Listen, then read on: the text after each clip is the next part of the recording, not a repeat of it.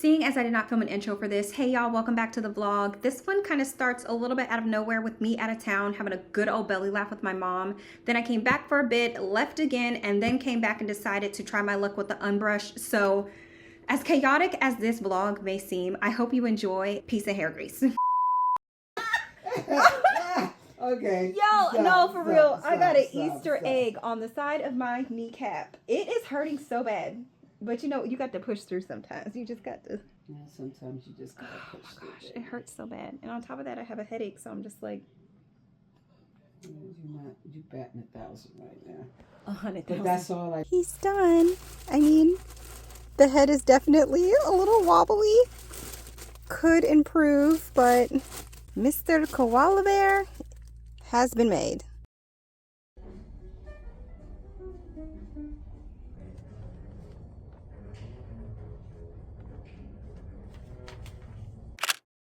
Good morning, y'all. Welcome back to the vlog. Your girl has been working this morning, okay? I've got several things in my queue that I need to get cleared up. And then I just ran into something where I'm gonna have to make some adjustments. So I've like been super focused on what I have going on in the atmosphere here. I am cutting out a little bit early because your girl's got some things to do. So let me get back to it and then we can catch up and whatnot after I get my stuff done. I logged off work just a little bit ago and I'm hungry. So I'm gonna fix myself something to eat. Really just, you know, take care of some leftovers. I made those viral cheeseburger tacos. You just take a flour tortilla, right? And you press down your ground meat on the front and you put it face down in the pan and then you flip it over to let it get crispy. I ended up making quite a few of them. So I didn't necessarily like fry the back sides of all of them because I knew I was gonna have to put them in the fridge anyways. So I'm about to reheat these last two in the air fryer and then I will show you guys what they actually look like. This is what we're looking like fresh out of the air fryer. Gosh, why am I doing this with my hands? Girl, what? Ugh. I sliced up some jalapeno to put on top. But learning from all the ones that I've eaten so far, I think I'm gonna do myself the favor and put my condiments on first. You know what, yesterday I had it with some Kewpie mayo. Hoping you could see better. Another reason why I feel like I like putting down the condiments first is because when I put the lettuce on top, I don't have to worry about smushing down the taco with my hands because I was just getting stuff all over my hands the other day. You basically fix this just like you would your regular hamburger. I was being a lazy G and bought some pre-shredded lettuce. And I just dumped some on the top.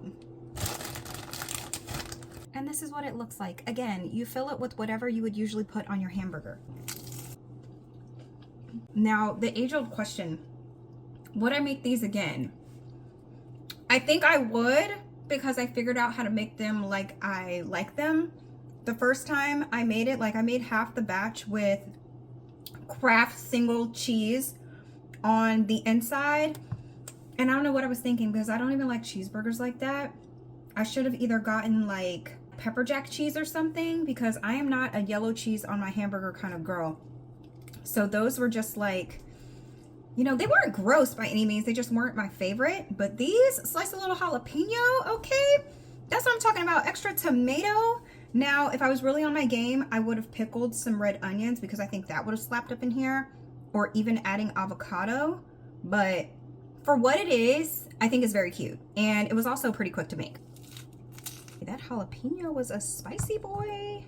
I also put like heck of slices in here. So yeah, if you've tried this before, let me know in the comments and let me also know if you liked it. And if you haven't tried it, but you are now inspired to, let me know how it turns out for you. I treated these just like smash burgers. So for £1, I made 8 tacos and I ate 3 as a meal and 2 as like a snack slash if I wanted to eat like fruit with this I could because there's only 2, but I was definitely full after 3. So Your mileage may vary. I am here because I would like to see if I can find some black dress pants. Now, I've already pulled a black dress out of the closet, but that dress, I have not worn it in a very, very long time. And I tried it on earlier. It's just a little bit tighter than I prefer. So either I need to find some black dress pants, or I need to find like some shapewear of some kind. Like I have some, but the way that the dress is and the way that the seams fall, I just feel like my shapewear is going to be visible, which is also not a look. So considering my flight is leaving earlier now, I need to like get on the good foot, okay? And by earlier, I mean my original flight got delayed and they asked me to pick a new one, and the new one was leaving an hour and a half earlier than the last one. Send help. I've been up at this store looking to see what they have on clearance, and I'm not finding anything. So I'm gonna go back to the main floor and see whether or not they have those editor pants in stock, because like I could always use a pair of black dress pants, you know what I mean? But I was specifically back here looking for like a top to go with such pants that does not require a dress jacket. So keep on looking. Honestly, the way that I stay in a mall based off necessity and necessity alone kills me, because this is stuff that I should really already have in my closet, and I don't. Who would have thought the easy way out is also the cheapest way out? I'm up in Nordstrom's and I'm about to buy me some shapewear, because like it just seems less stressful than trying to find some dress pants and a top. Like it really just does. And I could always use shapewear.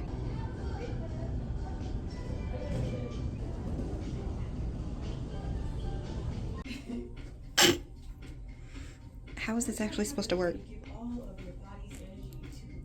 Like, how?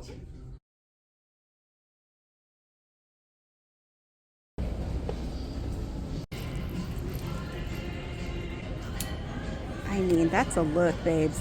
This is crazy. The level of stress that I'm experiencing right now is truly unmatched. Like, the traffic has been really trafficking today in a way that I was just not prepared for. And what really is eating at me is the fact that I was doing absolutely fantastic on time before I had to switch this flight. Your girl was in there. Exit 61, I-85 north for the domestic terminal.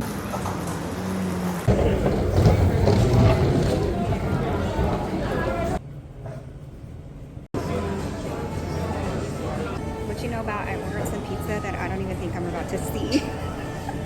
I'm number 75 and old girl just called number 59. My plane starts to board in like 20 minutes. And it's heck of people in here.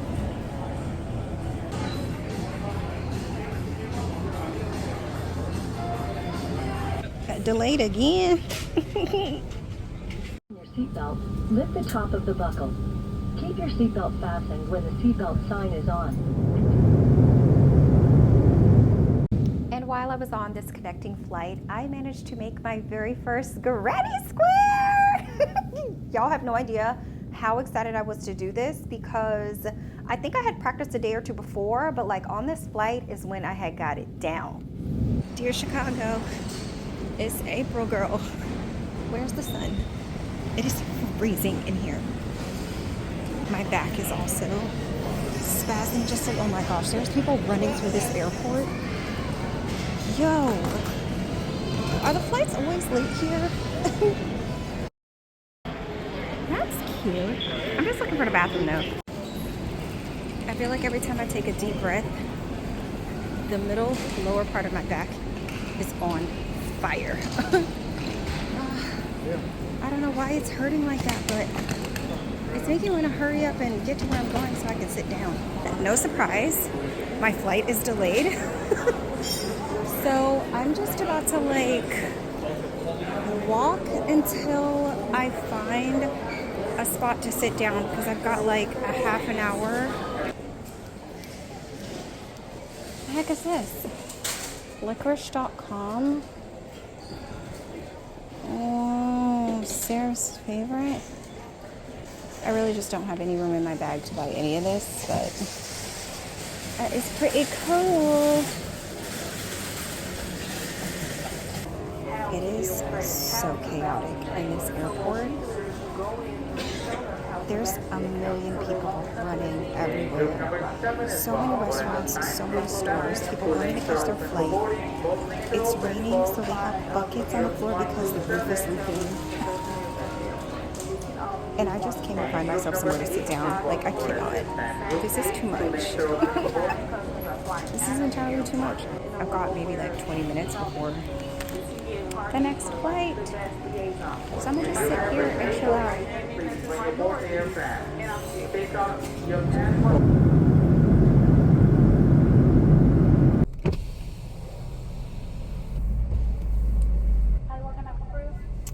I'll do 4 tacos with hot sauce and a small or regular Oreo shake with extra Oreos. 4 tacos and we don't have shake. What a bummer. I don't understand how they call themselves Jack in the Box and they don't have my Oreo shake. Like, what? I probably didn't need it anyways because it is 20 until 2 a.m. and I am awake. Oh my gosh. Ugh, and I need to be up in just like the smallest handful of hours. To be honest, like, I'm not even that tired. I did get to nap on the plane just a little bit, but considering I have been up not a full 24 hours. Ooh, wait a minute, hold on, wait a minute. Okay, so like in 2 hours I would have been like moving about the cabin for a full 24 hours, but I did nap on this last flight. So let's just say I snuck in like a 2-hour nap, maybe 3-hour nap. I feel like I should be more tired than this. But I'm not, because guess what? Insomnia. Insomnia. When it hits, it hits. Also, they got a new drink over here. It's called like a pineapple twister or like a pineapple passion fruit something. That sounds delicious, except for the fact that it's made with Red Bull. Like, I'm not a fan of Red Bull. They always make my stomach hurt. So like, I would hands down every single time prefer a Celsius. I can't even drink Monsters because I want to say, was it the first or second time I tried a Monster? I was like knocking on death's door. It was not, oh my gosh, it was not a good time. Anyway, I think I've spent probably 20 minutes sitting in this drive-thru, and I'm probably like, I don't know, the 3rd car to the window. So I'm gonna get my little groceries. And yeah, I'm gonna get my groceries, eat, and go to bed.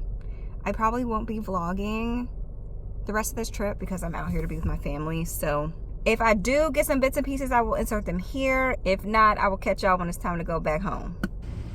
Not me coming back to the Jack for breakfast just because it's just so easy. Jack in the Box is not from the South at all, but I'm finna see what this sausage, egg, and cheese biscuit hit like, because when I used to eat here quite often, I don't believe they ever had that. They only had the croissant, but I just put a text out and I'm taking people's orders. This may be a lot of things, but one thing that it is not is a sausage, egg, and cheese biscuit. Oh, baby. The sausage is not really burnt. And I also forgot to ask for grape jelly. Yeah, this is no. I'm gonna eat it though, because we just don't have time to make another stop. But they need to call Chick-fil-A. If you've never driven to California, baby, foot on the gas. Nobody is slowing down. These are my kind of people. People tell me all the time that I drive fast, but I'm like, no, I drive with intent. That is totally different. Y'all be pushing Miss Daisy for no reason. Foot on the gas. I also wish I could say this is my last time coming to this airport, but it's not. I gotta come back again. Okay, I gotta pick up my people. Bye. Back at it, tending to this hair, and I decided to turn the camera on because I want to try my new thing. I was in Target recently while I was out of town, traipsing around, actually looking for a blazer, and somehow I ended up in the hair care aisle. It is what it is, but I came across this display of glitter edition unbrushes. Listen, I have this in my cart ages ago and just never pulled the trigger because I was just like, girl, you probably should replace your Tangle Teezer before you decide on buying a brand new tool you've never used before. So I bought the brand new Tangle Teezer and then just completely forgot about the unbrush until the glitter collection. I mean, listen, this was entirely too cute for me to pass up. So I was just like, I don't know if they have this in the Target by the house, so I'm just gonna get it. This is a Tangle Teezer that I usually use to detangle my hair, and the unbrush is definitely lighter. Comparison, what I know about the unbrush is that the similarities between this and the Tangle Teezer are such as follows. They have 2 layers of bristles. So in my Tangle Teezer, the bristles are definitely at least like half the height of the longer ones, and then in the unbrush, it looks like the shorter bristles are somewhere around like maybe 75-80% of the height of the long ones. I do like the vent. I don't know, can I use this with a blow dryer? Hold on. Works equally on wet and dry hair, reduces styling time, easy to clean. I could see that because in the Tangle Teezer, when I'm cleaning my Tangle Teezer, I usually have to go in with a rat tail comb because these bristles are so close together, I can't get my fingers down in there. But with this, like, my finger is right down in these honeycombs. So that is definitely gonna be easier to clean. I'm sure you guys have seen a bunch of unbrush reviews. I have watched a few myself in passing. Most of the time, I've seen people, you know what? Have I seen a negative review on this brush? I don't think I have, but also, that's on their hair and not mine. So I can't guarantee that if it's working for everybody else, it's gonna work for me, because that's the mistake that I made with the Felicia Leatherwood brush. Yeah, that did not work for me. My hair was entirely too fine and it was just snap, crackling, and popping. So I ended up giving it to my mom. I'm gonna start with this section in the back, and it is very crusty. I mean, there's still like a hint of moisture, but it's been a rough couple of weeks for me, okay? And my hair has really not been at the top of my priority list. So how that is working in my favor today is that at least I'm gonna be trying this on super crusty hair, because I feel like if I try it on super moisturized hair, it would be easier to detangle off top, because, you know, moisturized hair tends to detangle a little bit easier, whereas this mess that's on my head right now is definitely not that. So I'm just gonna work in my pre-poo. I'm gonna add a little bit of water to the situation. And right now my fingers are getting through this pretty well. Shed hairs are already coming out on my hand. Okay, and at this point is where I would use my Tangle Teezer to continue getting out the shed hairs. But instead, I'm gonna go in with this unbrush. I'm gonna add a little bit more on my ends though, because my ends are not saturated like how I like them to be.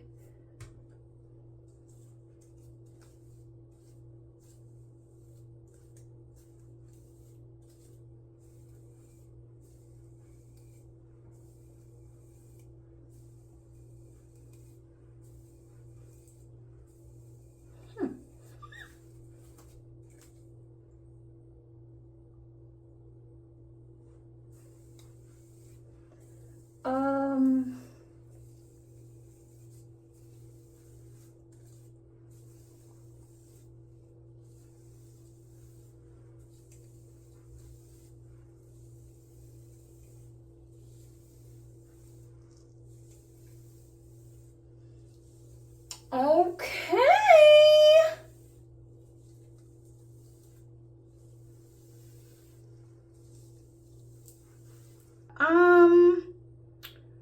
First impressions. I like what it's doing. Now, the question remains. Okay, let me be a little bit more specific. I like what this is doing. It does not feel like it's ripping my hair out. And even the sounds that it's making does not feel like my hair is ripping out as much as the bristles are just working through my hair. And I'm trying to pull out all the hair. I think, okay. This is all the hair that came out from that back section, which honestly seems fair and seems fine to me because, see, the lighting was tripping. I knew I wasn't losing it. What I'm going to do now is I'm going to re-wet. So I'm just going to go back in with my Tangle Teaser and see what extra hair comes out, if any, because my Tangle Teaser is just slip and sliding through this hair right now. Barely anything. Wow. Okay, and honestly, that big old nap that's in there, that one right there, is because I did not get this section back here very well. So, oh, I like it. Okay, I think I'm a fan of the unbrush. And my reason would be is that the bristles are wider, and I like the fact that the back of the brush is vented, which means for me this will be easier to clean than the Tangle Teaser, because sometimes, well, not sometimes, every time I wash my Tangle Teaser, water gets trapped inside of this brush, and when I dry it, I have to dry it upside down and water drips out of here. And if I were to pop that open, what does it actually look like? You know, is there mold in there? I don't know. I don't know. Wow. That is crazy. I'm trying to think of words to describe how I feel about this brush. Do I like it more than my Tangle Teaser?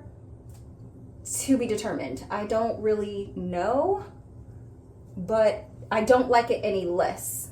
Let's put it that way. If the unbrush was to come out first and the Tangle Teaser was second, I would not be upset about the fact that I had been using the unbrush this whole entire time. New detangling tool unlocked, baby.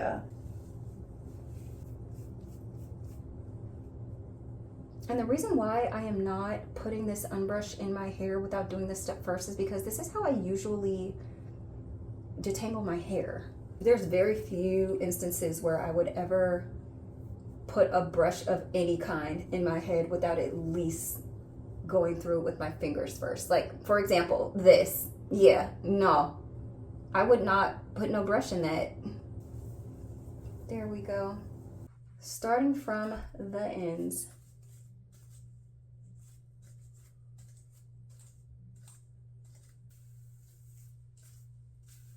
Okay, I don't know if I like it as much on thicker sections of hair.